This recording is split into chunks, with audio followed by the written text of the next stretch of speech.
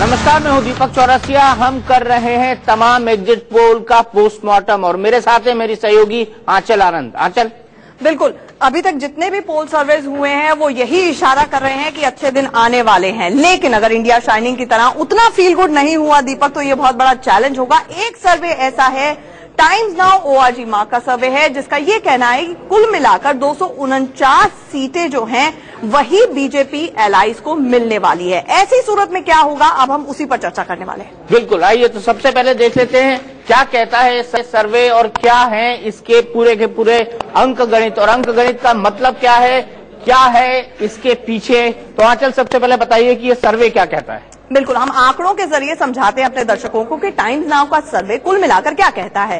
वो दरअसल ये कहता है कि 249 के करीब सीटें हैं जो कि मिलने वाली हैं बीजेपी और उसके एलाइज को। कांग्रेस को करीब करीब 148 सीटें मिलने वाली हैं और 23 सीटों का यानी कि एक शॉर्टफॉल रहने वाला है सरकार बनाने के लिए। अब ऐसी सूरत में क्या होगा, वैसे लगातार दीपक हम देख रहे थे किस तरह से ये संदेश दिया जा रहा था कि आरएसएस की तरफ से भी कहा गया कि लाइंस ऑफ कम्युनिकेशन खुली रखी जाए और साथ ही साथ एक पॉलिटिकल अनटचेबिलिटी का फैक्टर जो मोदी का अभी तक रहा है उसको भी कहीं ना कहीं दूर रखना है। 15वीं लोकसभा में जिस तरह से कोलैप्स रहा, कोई भी काम नहीं हो पाया, तो ये सारी काफी कंसिडरेशंस हैं। तो एक पल भर को आप देख सकते हैं टाइम्स नाउ का सर्वे जी। अब हमारी स्क्रीन पर आ गया है टाइम्स नाउ का सर्वे। कुल मिलाकर 249 सीटें बीजेपी और उसके एलाइज को मिलती हुई नजर आ रही हैं। 148 सीटें कांग्रेस को मिलती हुई नजर आ रही हैं और अदर्स को 146 सीटें मिलती हुई नजर आ रही हैं, यानी कि 23 सीटों का शॉर्टफॉल है।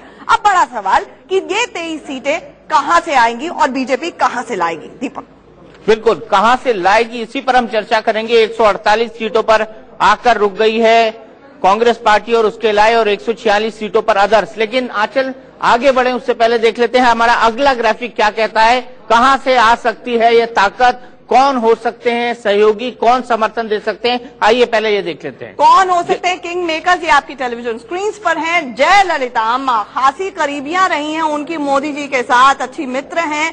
कितना समर्थन दे पाएंगी, वैसे उनको टाइम्स नाउ ORG मार्क सर्वे के हिसाब से 31 सीटें मिल रही हैं, टीएमसी को 20 सीटें मिल रही हैं अनुमानित हिसाब से। बिल्कुल, राइडर लगाऊंगा, राइडर लगा हुआ है टाइम्स नाउ ORG मार्क के हिसाब से। एग्जिट पोल में 20 सीटें टीएमसी को, YSRP को मिल रही हैं 8 सीटें, 15 सीटें बीजू जनता दल को मिल रही हैं, बीएसपी को 6 सीटें मिल रही हैं, एनसीपी को एक भी सीट इसमें मिलती हुई नजर नहीं आ रही है। हालांकि ये थोड़ा सा मुश्किल लगता है आपको। जी हाँ, थोड़ा सा कुछ गड़बड़ सा लगता है क्योंकि पीडीपी को 6 सीटें दिखा रहा है।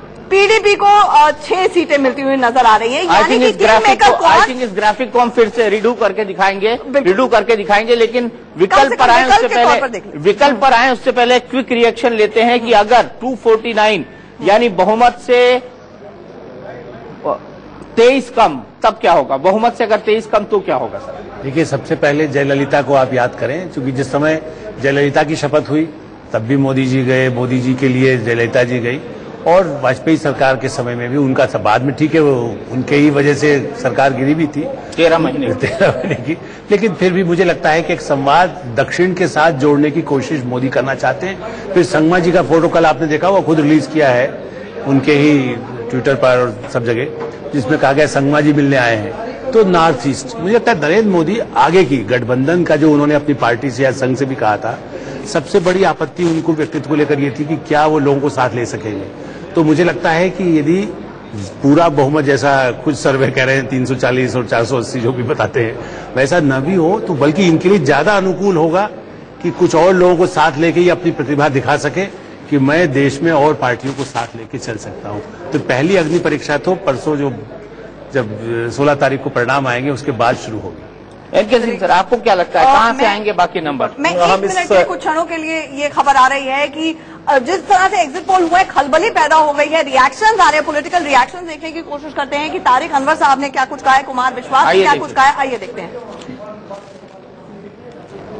एग्जिट पोल के जो रिजल्ट हैं वो बहुत ही वेरी कर रहे हैं एक दूसरे से, और हम लोगों ने 2004 में भी देखा, 2009 में भी देखा, वो पूरी तरह से परफेक्ट नहीं होते हैं।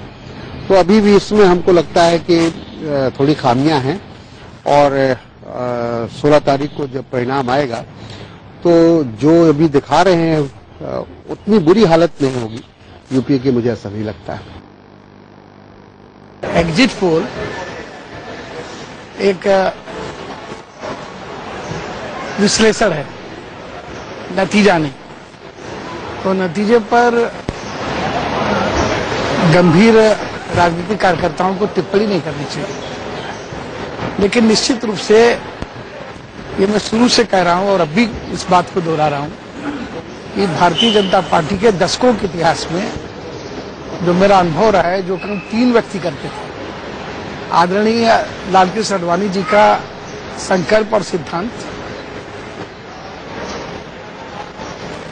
आदरणीय अटल बिहारी वाजपेयी जी की प्रासंगिक वाक्पटुता और प्रखर व्यक्तित्व, और स्वर्गीय प्रमोद महाजन जी का प्रबंधन, इन तीनों का समन्वय एक साथ मोदी जी में दिखाई दिया और बहुत आक्रामक दिखाई दिया।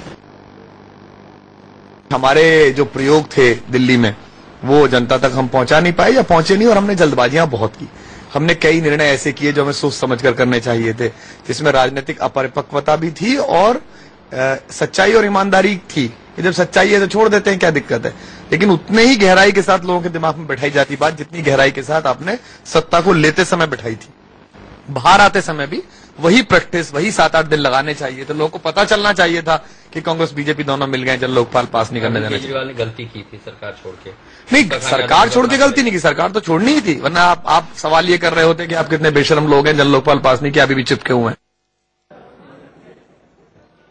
तो आपने देखा तमाम राजनीतिक प्रतिक्रियाएं और सब अपने अपने ढंग से इंटरप्रेट कर रहे हैं। सिंह साहब, मैं पूछ रहा था आपसे कि कहां से आ सकते हैं बाकी नंबर, तो आपको गुंजाइश लगती है? नहीं, एक तो यह है कि इस एग्जिट पोल के मेरिट डिमेरिट, इसका प्रोसेस क्या था उसको छोड़ देते हैं, जो सामने है उसी पे देखते हैं। जो सामने हम उसको एजम्पशन मानकर ही डिस्कशन उसी को मान के कर रहे हैं। 23 सीटें आपको चाहिए।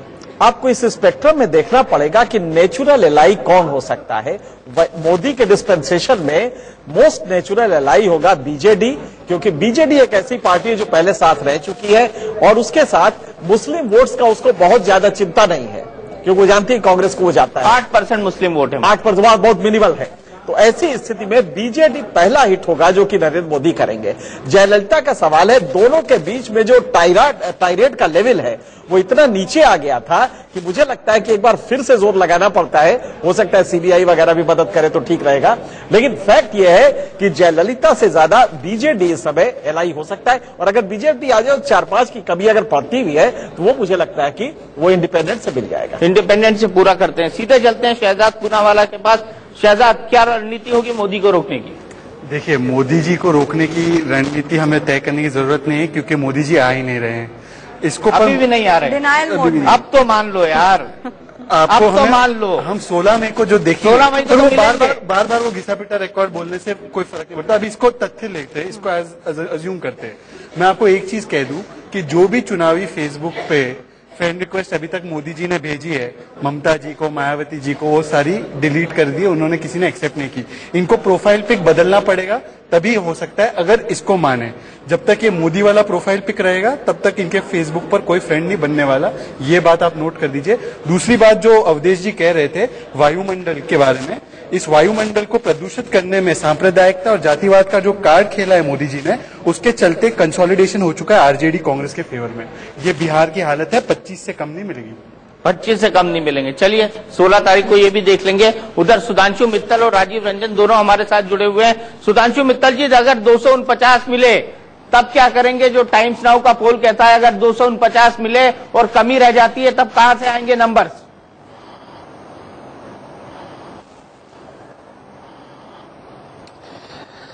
जो चीज होने वाली नहीं है उसकी चर्चा करके करना क्या है दीपक जी को? दीपक जी, जनता का अपार स्नेह मिला है भाजपा और एनडीए गठबंधन को। 16 तारीख का इंतजार करते हैं। उससे पहले मैं भी कोई दावे करूं या कोई भी कोई दावे करे, उनकी सार्थकता के बारे में एक प्रश्न चिन्ह रहेगा। मैं कहूंगा हमारे, ये कहेंगे हम नहीं आ रहे, क्या बहस करनी इसमें? अच्छा, कोई बहुत समय बचा होता तो बड़ी बात थी। 2 दिन का समय है, अपने आप सामने हो जाएगा। मेरा अपना मानना है व्यक्तिगत तौर पे कि हमें किसी अन्य संगठन की जरूरत नहीं पड़ेगी बहुमत के लिए। हाँ, भाजपा का एक मत हमेशा रहता है कि जितने ज्यादा जने साथ चलेंगे उतनी ज्यादा देश के अंदर राजनीति में आप एकाकी व्यवस्था बना पाएंगे। वो एक अलग चीज है, लेकिन सरकार बनाने की दृष्टि से आपको जरूरत पड़ेगी और आप इधर से उधर करते रहेंगे, ऐसी स्थिति आएगी, ऐसा मेरा व्यक्तिगत आंकलन इस मामले में नहीं है। इसलिए इस बहस में न जाके मैं तो सिर्फ इतना कहूंगा। और दूसरा मैं एक और कहना चाहता हूं, अगर आप ये मान रहे हैं कि मोदी जी आ रहे हैं तो कम से कम अपने कांग्रेस साथियों से कहूंगा, पूनावाला जी वैसे बहुत प्रखर वक्ता है, मैं तो उनको अपने छोटे भाई की तरह लेता हूं। मैं कहूंगा अब जो है, अब ये सांप्रदायिक ये सब शब्द छोड़ देते हैं। देखिए, जनादेश का सम्मान करते हैं और अब समय आ गया कि देश को मिलकर बढ़ाने का समय आ गया है। इसलिए जो चीजें हैं नहीं, उन चीजों को, इस देश को जाति, धर्म, इन सब छोटे छोटी चीजों में टुकड़ों में बांट के कोई फायदा नहीं है। देश के सामने बहुत बड़ी गंभीर समस्याएं हैं, महंगाई की समस्या, भ्रष्टाचार की समस्या, सुरक्षा की, सबको मिलकर इस समस्याओं का समाधान निकालना चाहिए ताकि देश की जनता अपनी आकांक्षाएं पूरी कर सके। मैं तो विनम्रता से सबसे ये निवेदन करना चाहूंगा। राजीव रंजन जी, आप कुछ कहना चाह रहे हैं?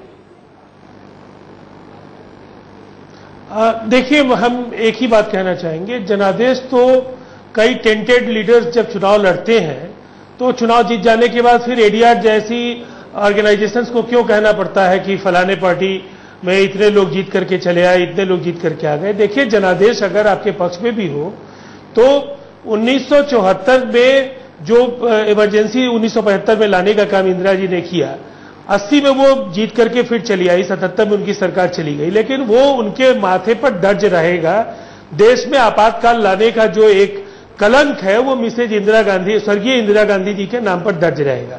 तो जो सांप्रदायिकता या जिस तरीके की बातें हैं वो सत्ता में आने के बाद भी नरेंद्र मोदी जी 2002 की जो चीजें हैं उसे उबर नहीं पाएंगे। लेकिन एक बात जरूर स्पष्ट है कि अगर 249 सीटें टाइम्स नाउ के हिसाब से अगर भारतीय जनता पार्टी के नेतृत्व में राजग को मिलती हैं तो जो परिस्थितियां हैं देश की, उसमें सरकार बनने से वो उनको कोई रोक नहीं पाएगा। लेकिन हमारा अभी भी ये आकलन है कि जिन राज्यों में उनकी स्थिति बहुत कमजोर है वहां उनको जिस तरीके से बढ़ा चढ़ा करके दिखाया गया है वो परिस्थिति 16 को सामने आ जाएगी और हमारा आकलन है 180 से 200 सीटों के बीच में। इसके आसपास में आने के बाद कई तरह की परिस्थितियां हो सकती हैं, लेकिन 249 लाने वाली अगर अलायंस और सामने बिखरा हुआ विपक्ष अगर होगा तो निश्चित तौर पर सरकार बनने की स्थिति प्रबल हो सकती है। लेकिन इतनी बात तय है, ये सवाल रहेंगे सरकार बनती है या नहीं बनती है। जिस तरीके से इस पूरे चुनाव में जो कुछ भी हुआ है, नीच, जिस तरह से जातियों का उल्लेख, जिस तरह से शब्दावली, जिस तरह की भाषाई हिंसा का इस्तेमाल हुआ, मुझे नहीं लगता है कि जीतने वाले गठबंधन को इतने हथकंडे, इतने तिकड़म करने की जरूरत थी कि पूरे देश का वातावरण विषाक्त बनाने का काम राष्ट्रीय जनता दल गठबंधन ने किया है। और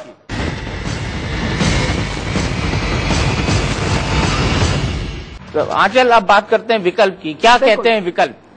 कम से कम जेडीयू विकल्प नहीं है, उन्होंने टेंटेड बुला दिया मोदी जी को। सुधांशु जी, आपके पास आते हैं, आपकी उंगली तो उठी हुई है। विकल्प हम ये ट्राई करने की कोशिश करते हैं, बताने की कोशिश करते हैं कौन कौन से विकल्प हो सकते हैं। विकल्प नंबर 1 की श्रेणी में ये 4 लोग हैं जो किंग मेकर्स हो सकते हैं।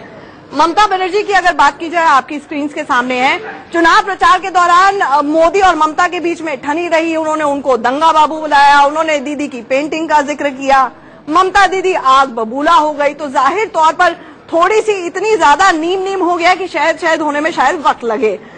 एक और सवाल यहाँ पर ये उठता है कि ममता के साथ एनडीए का जो अनुभव है वो लगभग कड़वा रहा है, थोड़ी सी टैंट्रम क्वीन के तौर पर जानी जाती हैं, तो जाहिर तौर पर बीजेपी उनका सपोर्ट मांगेगी, वो कितना सपोर्ट देंगी एक सवाल हो सकता है। और मोदी के साथ आने पर ममता से मुस्लिम वोटर नाराज हो सकते हैं। 30% वेस्ट बंगाल में मुस्लिम वोटर्स हैं। अभी मोदी ने अपनी रैलियों में बाकायदा बांग्लादेशी इमिग्रेंट्स का जिक्र किया, दुर्गाष्टमी का जिक्र किया, तो जाहिर तौर पर क्योंकि वहां पर म्युनिसिपल पोल्स हैं, क्योंकि वहां पर असेंबली पोल्स हैं, थोड़ा सा ये मुश्किल होता हुआ नजर आता है, लेकिन राजनीति है, क्या कह सकते हैं? बिल्कुल राजनीति है, क्या कह सकते हैं। तो पहले विकल्प में ममता बनर्जी लगभग असंभव दिखाई दे रही हैं आज की परिस्थितियों में नरेंद्र मोदी के लिए। अगला विकल्प क्या है? अगला विकल्प हम नवीन पटनायक की बात करते हैं, बीजू जनता दल की।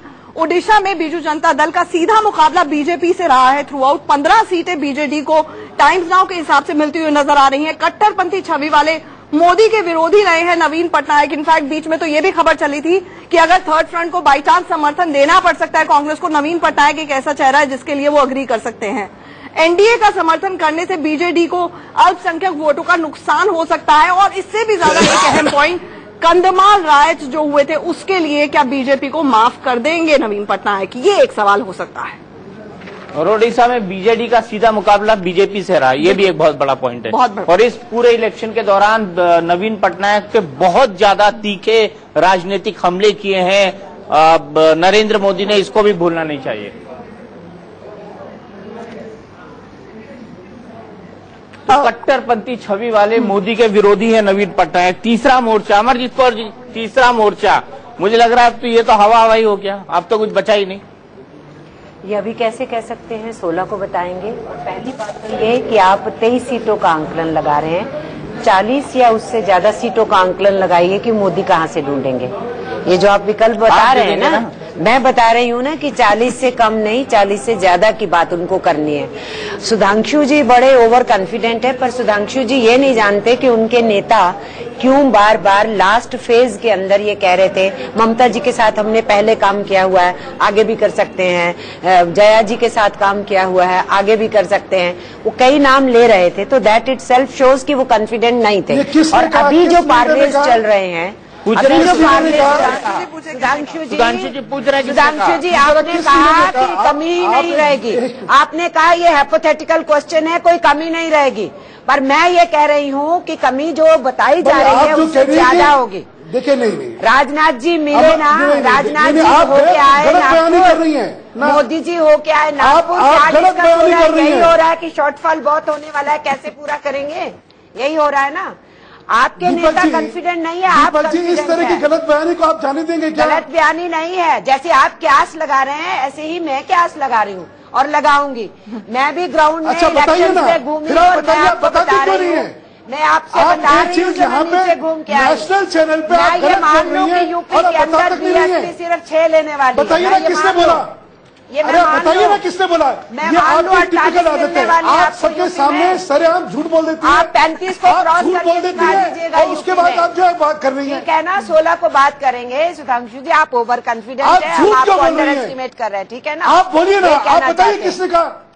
क्या आप झूठ ना बोलिए। झूठ नहीं बोल रहे, आपके नेता बोल रहे, गडकरी जी ने कहा। आप इतनी वरिष्ठ नेता हैं, हाँ आप इतनी वरिष्ठ नेता नहीं, सुधांशु जी आपकी शब्दावली इतनी विकृत कैसे हो गई? आप एक वरिष्ठ महिला नेता से आप किन शब्दों का प्रयोग कर रहे हैं? आप झूठ बोलने की बात कह रहे हैं, ये दुर्भाग्यपूर्ण है सुधांशु जी। आपकी पूरी पार्टी के जो प्रवक्ताओं की भाषा है वो पूरी तरह से बदशकल होती जा रही है। नहीं, मुझे इंटरवीन करना पड़ेगा, इंटरवीन करना पड़ेगा। सुधांशु जी चंद उन लोगों में से है जो कभी भी ऐसी भाषा का इस्तेमाल नहीं करते। राजीव रंजन जी पहले अब जगनमोहन रेड्डी की वाईएसआरसीपी की बात करते हैं हम लोग कि क्या ये विकल्प अपने आप में हो सकता है। वैसे उन्होंने एक खुला ऐलान कर दिया है कि जो भी सेंटर में आएगा हम उसको जरूर सपोर्ट करेंगे। एनडीए में शामिल होने के टीडीपी के साथ जगन का सीधा मुकाबला होगा, ये बड़ी डिफिकल्टी हो सकती है। भाई नायडू भी सीएम बनना चाहते हैं, जगनमोहन रेड्डी भी मुख्यमंत्री बनना चाहते हैं। सीमांत में एनडीए का विरोध और केंद्र में समर्थन कर सकते हैं जगन। थोड़ी सी डिफिकल्ट इक्वेशन होगी क्योंकि बीजेपी कहीं ना कहीं सैंडविच हो जाएगी जगनमोहन रेड्डी और नायडू के बीच में, वो बीजेपी का काम है। केंद्र में जिसकी सरकार होगी उसके साथ समर्थन का ऐलान वो कर चुके हैं। भले ही बीजेपी ने समर्थन नहीं दिया था, मीटिंग नहीं की थी उनके साथ जब वो तेलंगाना के विरोध में धरना दे रहे थे, लेकिन कम से कम अब संपर्क में थे। राजनाथ सिंह के घर में जाते थे, उनकी माता जाती थी, उनकी बहन जाती थी, सब लोग जाते थे, संपर्क में थे। वैसे एक बात और, मोदी जी ने बाकायदा वहां पर जाकर जब प्रचार किया था नायडू के साथ खड़े होके, तो उन्होंने बोला था माँ बेटे की सरकार एक दिल्ली में है, माँ बेटे की सरकार यहाँ पर भी एक माँ बेटे की एक जरूर सरकार बन सकती है या बनने वाली है, या उसका उस तरह से ही विरोध किया था उन्होंने। बिल्कुल। और एक आखिरी विकल्प जय ललिता, ये तो मोदी जी की स्वेरिंग इन, जयललिता की स्वेरिंग इन, अच्छी खासी दोस्ती। जयललिता के साथ मोदी के व्यक्तिगत संबंध जरूर हैं। अब ये नहीं पता रजनीकांत के साथ फोटो खिंचवाने का खामियाजा मोदी जी को भुगतना पड़ेगा या नहीं भुगतना पड़ेगा, क्योंकि जयललिता कट्टर विरोधी रही है रजनीकांत की। जयललिता पहले भी एनडीए में शामिल हो चुकी है, लेकिन इन्हीं के ऊपर वो आरोप है कि इन्होंने ही उनकी सरकार को गिराया था। उसके बाद डीएमके को हाशिए पर रखने के लिए मोदी को समर्थन दे सकती हैं जयललिता।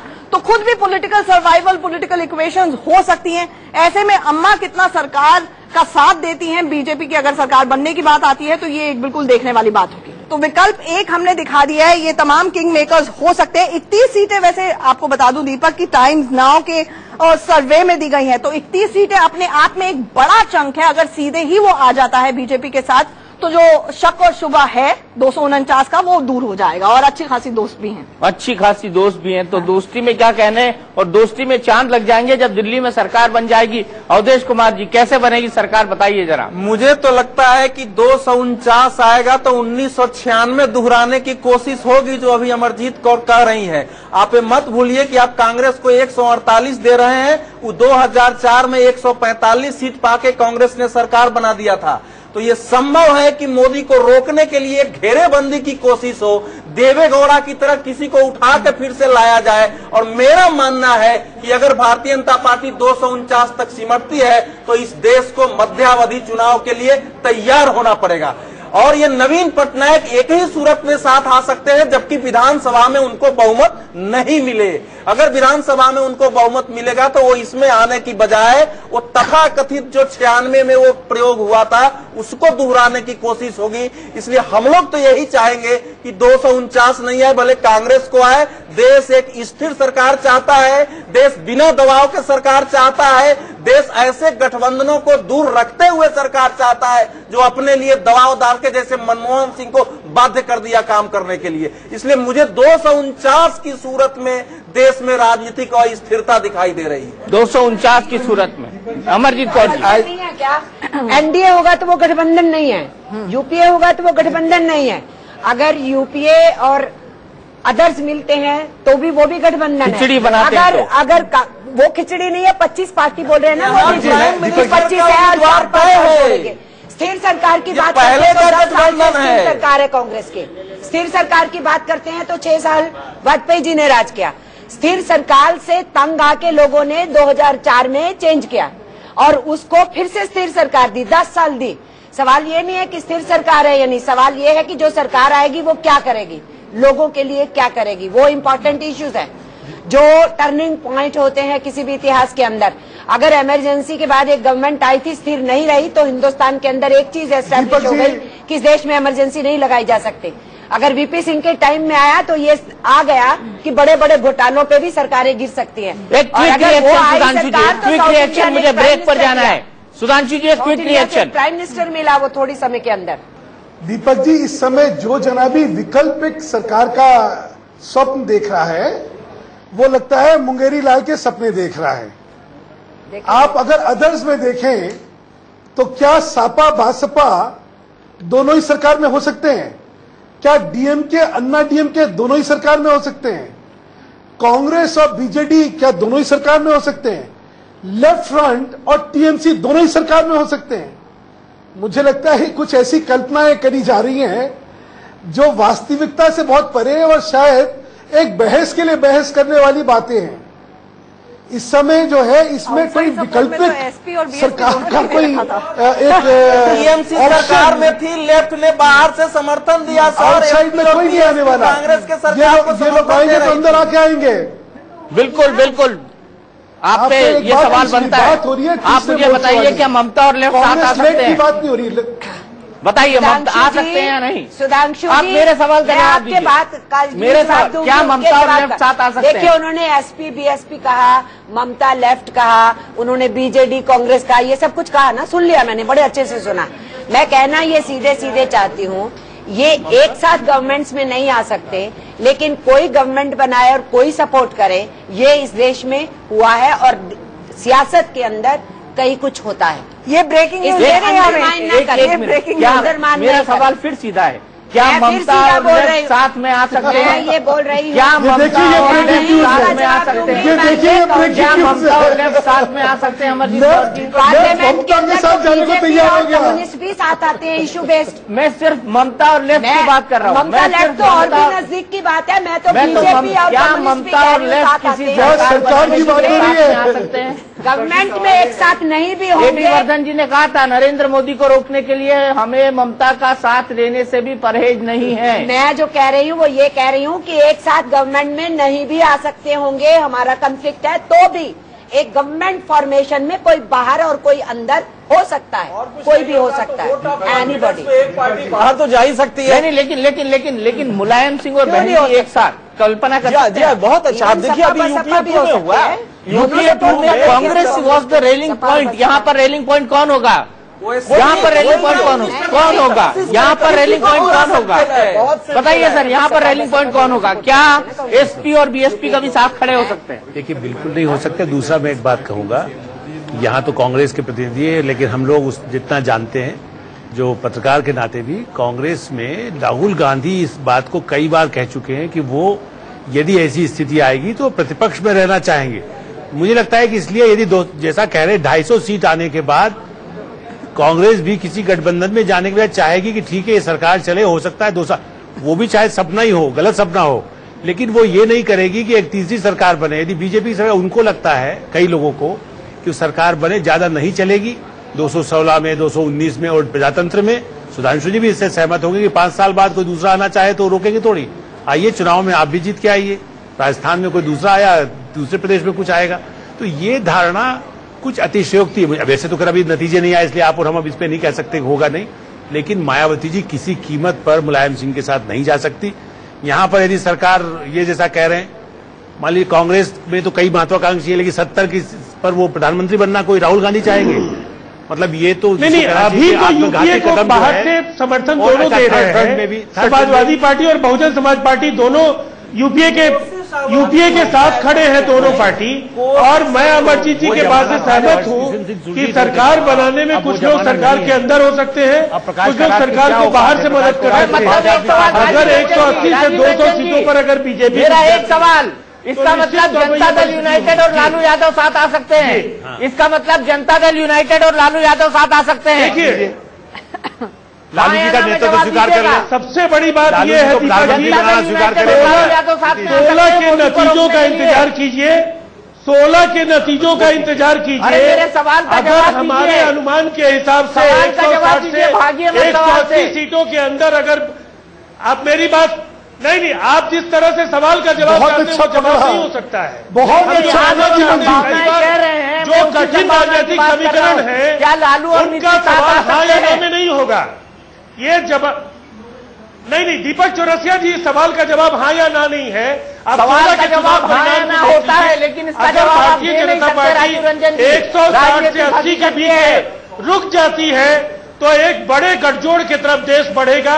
और कांग्रेस के नेताओं ने क्या कहा चुनाव के समय कि हम प्रतिपक्ष में बैठेंगे, अरे उनको बता दो कि बैठ गए। चुनाव में कही गई बातों से ज्यादा महत्वपूर्ण होगा उस रस को रोकने के लिए लोगों को आपस में तय करना होगा। और मुझे लगता है कई ऐसे गठजोड़ आपको दिख सकते हैं जो आज आप जिसकी कल्पना नहीं कर सकते हैं।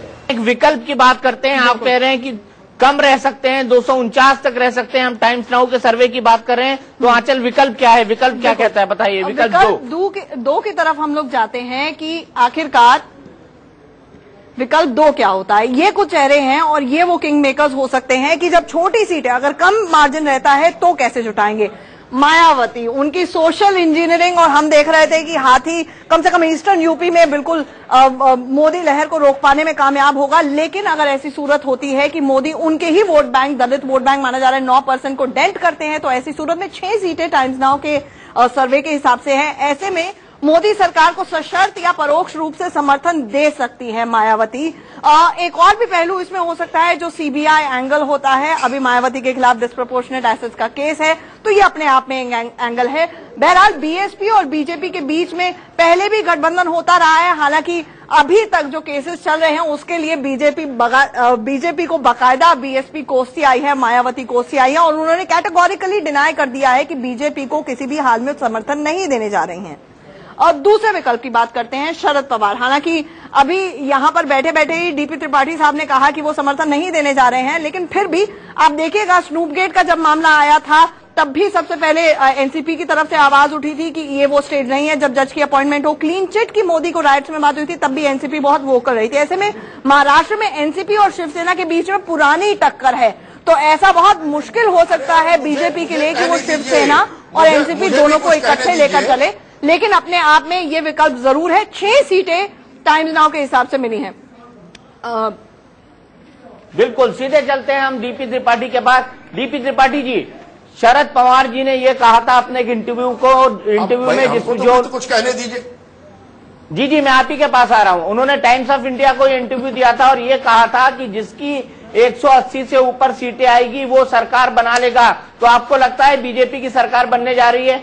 हाँ, हो सकता है, मैं उसको डिनाई नहीं करता हूं। तथ्य को डिनाई करना गलत बात। लोकतंत्र में सरकारें बदलती हैं। 10 साल हम शासन कर चुके हैं। हमसे जब एग्जिट पोल की बात की तो मैंने कहा पहले हमारे एंट्री पोल की बात करो ना। हमने इलेक्शंस में हम शामिल कब हुए? 10 साल केंद्र में सरकार बना के शामिल हुए।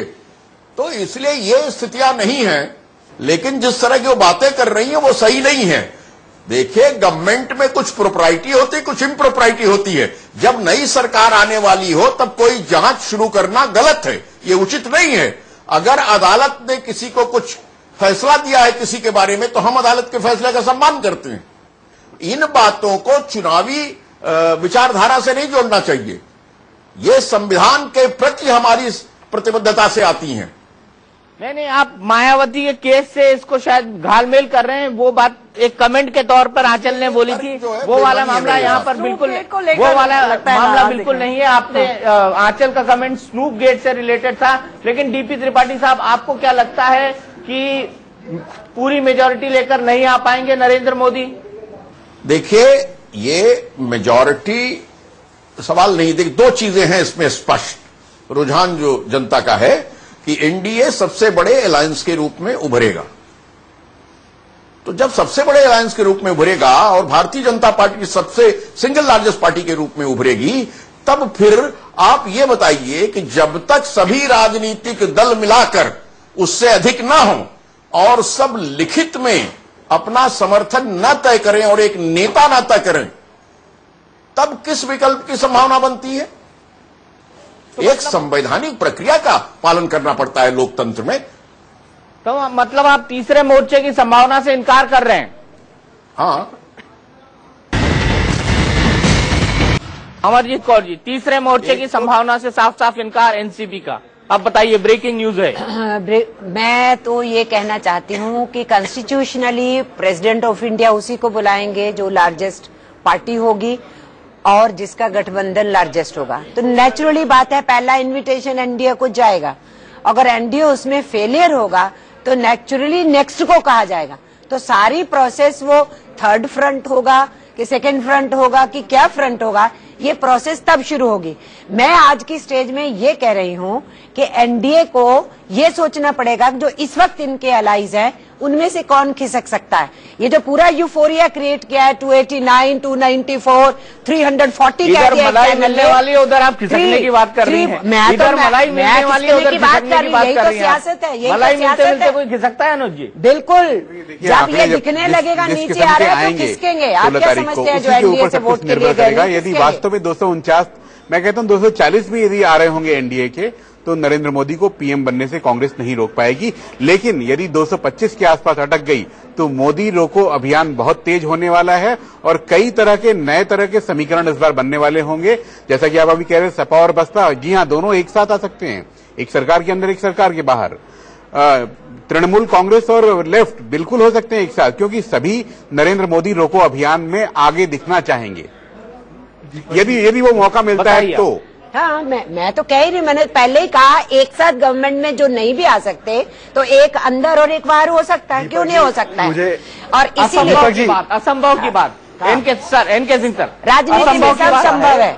जो मैंने पहले भी कहा था कि मुंबई जजमेंट के बाद से चीजें बहुत क्लियर है। लार्जेस्ट सिंगल पार्टी और कोएलिशन अगर है तो उसको बुलाया जाता है। आप जरा सोचिए कि इस सत्ता में एक पार्टी आ रही है या कोएलिशन आ रहा है, कौन सा उसमें छोड़ के जाएगा? बिल्कुल संभव नहीं है कोई छोड़ के चला जाए। हाँ, जो आने वाले हैं उसमें तमाम पार्टीज या जो फ्रिंज ग्रुप्स है उसमें है जो कि अलाई हो सकते हैं। 23 लाना बहुत बड़ी बात नहीं है। तो मुझे लगता है कि अब ये बिल्कुल साफ हो गया है कि नरेंद्र मोदी की सत्ता आएगी। हम जो मिनिमम मान लेते हैं 249 का जो आप कह रहे हैं, हालांकि इससे ज्यादा का एक्सपेक्टेशन है, लेकिन अगर 249 है तो सरकार बनने में कोई दिक्कत नहीं है। तमाम फ्रिंज ग्रुप्स है जो ऐसे ही आ जाएंगे, कुछ सरकारें ऐसी आ जाएंगी, राज्य सरकार की पार्टियां ऐसी आ जाएंगी जिनको ये लगेगा कि केंद्र से हमें इमदाद मिलेगा, मदद मिलेगी, इसकी वजह से आ जाएंगी।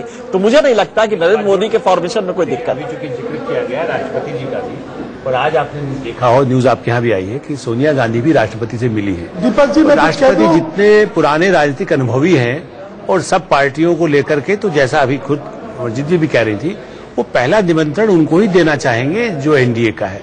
और नरेंद्र मोदी और उनकी सहयोगियों ने, गडकरी जी ने भी और दूसरे भी नेताओं ने बराबर दूसरे चैनल खोल रखे थे। आप याद करें, चंदन मित्रा जी उस चुनाव से लड़े जहां ममता जी के साथ वो संवाद कर रहे थे। ममता जी चाहे न भी आए, लेकिन मेरा मानना है कि यदि वो नहीं भी है तो यदि वो पहला उनको सरकार बनाने का मौका मिला तो बाहर से तो समर्थन मायावती जी भी दे देंगी, बिल्कुल, और दूसरे लोग दे देंगे। बिल्कुल, इसलिए तीसरे विकल्प की बात करना बहुत ही हास्यास्पद और विकल्प पे जाएंगे दीपक, लेकिन एक शॉर्ट कमेंट। कांग्रेस बाकायदा मोदी को बताती है मॉडल ऑफ डिवाइडिंग इंडिया, लेकिन जो शख्स शायद अजय राय और मुख्तार अंसारी को इकट्ठे ला सकता है, वो टीएमसी लेफ्ट को क्यों नहीं ला सकता, वो जेडीयू लालू को क्यों नहीं ला सकता, ये अब राजनीति आने वाले दिनों में पता चलेगी। बाकी के दो विकल्प हम बात करते हैं फारूक अब्दुल्ला की। नेशनल कॉन्फ्रेंस को 2 सीटें मिलती हुई नजर आ रही हैं। फारूक अब्दुल्ला पहले भी एनडीए के साथ रह चुके हैं, लेकिन कश्मीर पर मोदी के रुख के खिलाफ है। आर्टिकल 370 का मुद्दा बाकायदा वहां पर जाते रैलीज में भी इनका बड़ा कहीं पे भी इनका बड़ा सिंपल फॉर्मूला है, जिधर बम उधर हम। उनका कहना है कि कश्मीर को दिल्ली की बड़ी जरूरत रहती है, इसलिए जो भी दिल्ली की सरकार में हो उसके साथ बने रहे। वैसे उमर अब्दुल्ला पहले थे जिन्होंने ट्वीट करके भी कहा था कि मोदी का अंडर करंट है, और लेकिन ये बात भूलिए मत आप कि उमर अब्दुल्ला पहली बार वाजपेयी सरकार के अंदर ही मंत्री बने थे। उमर अब्दुल्ला वाजपेयी सरकार के अंदर ही मंत्री बने थे, इस बात को भूलना नहीं चाहिए। और अपना पहला मेडन स्पीच पार्लियामेंट में उमर अब्दुल्ला ने वाजपेयी सरकार के वक्त ही दिया था। बिल्कुल। अब बात करते हैं पीडीपी को भी, जहां पे 1 सीट मिलने वाली है। मोदी के प्रति देखा जाए तो पीडीपी का रवैया ज्यादा सख्त नहीं है। मोदी को समर्थन देकर अगले साल विधानसभा चुनावों में पीडीपी को फायदा हो सकता है, ऐसा उसे लग सकता है। हालांकि थोड़ा सा एक्सट्रीमिस्ट फैक्शन है, तो ऐसे में देखना होगा कि कैसे इनसे समर्थन लेगी या नहीं लेगी बीजेपी। तो ये कुल मिला के वो विकल्प हैं जो अब बीजेपी सरकार के पास होंगे। अगर टाइम्स नाउ को अगर सर्वे माना जाए तो 1 सीट पीडीपी को भी मिल रही है। बिल्कुल, सीधे चलते हैं हम सुधांशु मित्तल के पास। सुधांशु मित्तल जी, आपने कहा था, आपको क्या लगता है अब इस परम्यूटेशन कॉम्बिनेशन की जरूरत लगेगी या आपको नहीं लगने वाली है? दीपक जी, पहले तो जहां तक एनडीए का सवाल है, इसकी जरूरत ही नहीं पड़ेगी। मैं इसके साथ साथ एक चीज और बात कह रहा हूं। अभी बात हो रही थी कि 2 परस्पर विरोधी ताकत, एक अंदर और एक बाहर हो सकता है। देखिए, दोनों बाहर तो हो सकते हैं, लेकिन एक अंदर एक बाहर नहीं हो सकता। उसका कारण मैं बताता हूं। आप देखिए, आप लेफ्ट फ्रंट का एक्सपीरियंस ले लीजिए। इन्होंने बाहर वेस्ट बंगाल के अंदर, मतलब ये वेस्ट बंगाल में इनका हमेशा कांग्रेस से और टीएमसी से मुकाबला रहा। इन्होंने कांग्रेस लेड गवर्नमेंट को बाहर से समर्थन दिया। जैसे इन्होंने समर्थन दिया, ये किस हाशिए पे आके खड़े हो गए, इन्होंने खुद ने देख लिया। इतनी 35 साल की प्रभुसत्ता जो थी इनकी, कैसे सिरक गई इनकी। क्यों? क्योंकि यहां तुम खिलाफत करोगे, वहां समर्थन करोगे, ये जनता में नहीं चलता है। और इसीलिए ये जो सारी काल्पनिक बातें हो रही है, मैं अपने सारे दोस्तों से जरा निवेदन करना चाहता हूं कि राजनीतिक वास्तविकता का भी ध्यान रख लीजिए। आपके मन में बहुत पीड़ा है कि मोदी जी की सरकार बनने वाली है, वो समझ सकता हूं स्वाभाविक तौर पे, लेकिन उस पीड़ा के निवारण के लिए कहीं ऐसा ना कर लीजिएगा जिसको कि राजनीति में आत्महत्या कहते हैं। तो सिर्फ ये ध्यान रख लीजिएगा, और इसीलिए अपनी कल्पनाओं को थोड़ा सा विराम दें, कहीं इतना ना उड़ने दें। अब बात एक और करते हैं। देखिए, मैं फिर आपसे कहना चाहता हूं कि देश में जनादेश स्पष्ट निकलने वाला है। बहुत बार ये बात हुई कि जनादेश जो है खंडित होगा और जनादेश में स्पष्टता नहीं होगी और ये जरूरत पड़ेगी। लेकिन अगर आपने पिछले कुछ सालों के चुनाव देखे हों तो जनता ने स्पष्ट मतादेश दिया है। बिल्कुल सुधांशु जी, मुझे आपको रोकना होगा। अफसोस वक्त मेरे पास यहीं तक कास्ट कॉम्बिनेशन एमवाई है। मुझे आपको रोकना होगा। मेरे अफसोस मेरे पास वक्त यहीं तक। हमारे तमाम मेहमानों का बहुत बहुत शुक्रिया। राजीव रंजन जी आपका, डीपी त्रिपाठी जी आपका, सुधांशु मित्तल जी आपका।